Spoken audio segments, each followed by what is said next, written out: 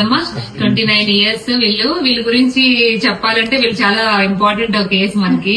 ఈ కపుల్ మన దగ్గరికి 28/6 రాజమండ్రి నుంచి వస్తున్నారు. మన దగ్గరికి ఫస్ట్ జూన్ ఎండింగ్ వచ్చారు. అంటే జూన్ ఎండింగ్ లో వచ్చినప్పుడు on evaluation husband semen analysis azoospermia అంటే స్పర్మ్ కౌంట్ నిల్ అని వచ్చింది. 1 వీక్ తర్వాత రిపీట్ చేస్తే మళ్ళీ సేమ్ రిపోర్ట్ ఎజోస్పెర్మియా అని వచ్చింది.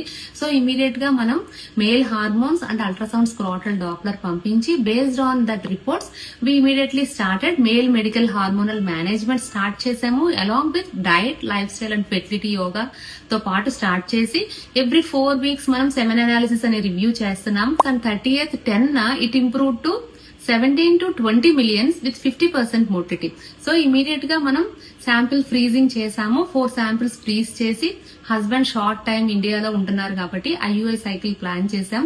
అండ్ ఈ కపుల్ లక్కీగా with in the first cycle లోనే కన్సీవ్ అయి strong beta HCG value of more than 2300. ఈ కేస్ హిస్టరీ బట్టి ఏ మెసేజ్ ఇద్దాం అనుకుంటున్నానంటే ఎవరికైనా nil count, azoospermia or low counts ఉంటే కనుక డైరెక్ట్ గా donor sperm, IVF options or surgical methods కి జంప్ అవ్వక్కర్లేదు.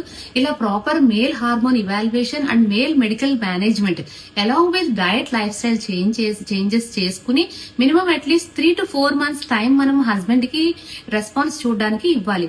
ఇది ఎందుకు 3 to 4 months అంటున్నానంటే స్పెర్మటోజెనిసిస్ అంటే మెచ్యూర్ స్పర్మ్ తయారవడానికి మినిమం 3 months అనేది పడుతుంది.